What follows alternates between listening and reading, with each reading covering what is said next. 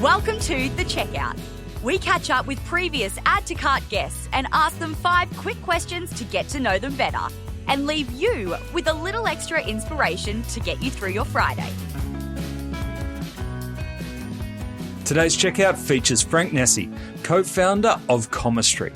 Comestri is a digital platform that integrates, enriches and synchronizes data from multiple business systems for retailers.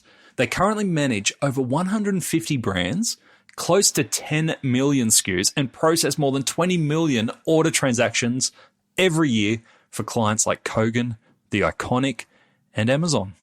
Frank, welcome to the checkout. We have 5 quick questions. We've learned a lot about what you and the team at Comestri are doing around product and inventory data. We're going to learn a little bit more about you.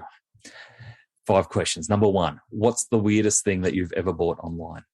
Oh, I'm going to be a boring, bland man here. I haven't bought anything weird other than run-of-the-mill products, but I'll give you a weird experience. I got a notification from my Australia Post locker that I had a parcel arrive, something I never ordered. So I was curious to go and pick it up and open it up, and it was a pink cashmere scarf from China.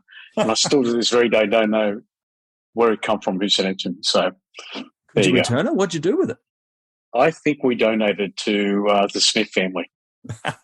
Couldn't even pass it off as a nice, loving gift from a husband. No, my wife says, no, it's not my style. So, Oh, you're lucked out there. All right, number 2. Who is your favourite retailer? Bit of a tricky question given how many you're working with. Oh, that's unfair if I'd say who's my favourite retailer.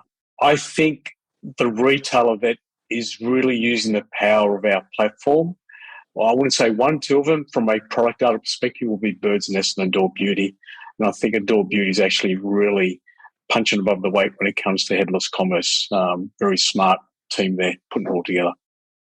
Is there anything you can tell us about Adore Beauty? Because obviously we ask this question to a lot of our guests, and Adore Beauty comes up often, and they're at the pinnacle of e-commerce in Australia, and especially from a front end and a customer experience and customer loyalty. It all makes sense. You can see that. But is there anything that they're doing in the back end in terms of making sure the data works, the inventory's there, that people would be surprised by? I just think it's simply centralization and smart management of data, whether it be product information, whether it be video content, whether it be inventory. It's just they know the importance of data, and they've got some good team members that bring it all together and manage it on a day-to-day basis. Yeah.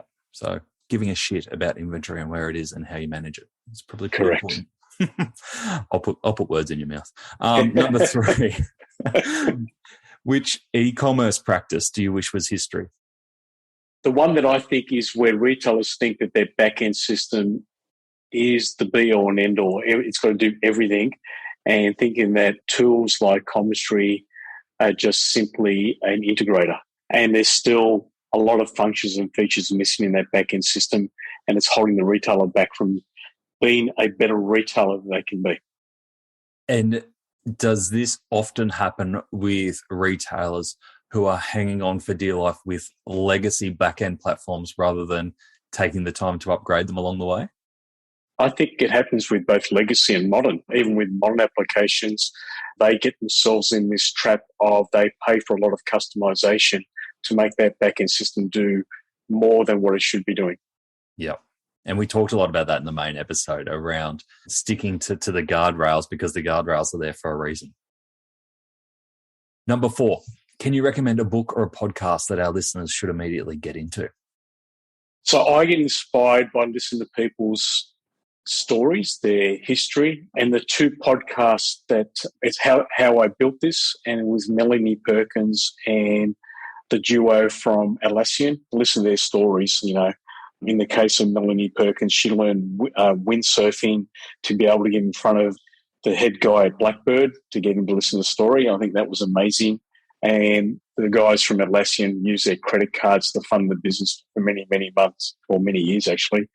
And to become what it is today is just a phenomenal story. Both of them are phenomenal Australian stories. Great examples and brilliant podcast. And we'll put links to both of those in the show notes as well. Last question I have for you. Finish this sentence. The future of retail is? Being able to serve consumers in a timely manner with up-to-date information about your products, where they're located, and how to get them in a timely manner. Beautiful. It's a theme that keeps coming through. We had it in our chat, but we've had in a few chats before this around being customer focused and customer obsessed, but you can't do that without having visibility and accuracy over your product data. Yeah. Frank, thank you so much for joining us on the checkout. Thanks, Nathan. Appreciate it again. To hear more from Frank, jump back into episode 200, where Frank shares the importance of understanding business processes when designing tech solutions. He also talks about how to navigate real-time or near real-time inventory and shares his learnings from scaling Comestri and going international. Thanks for listening, and until next time, keep adding to cart.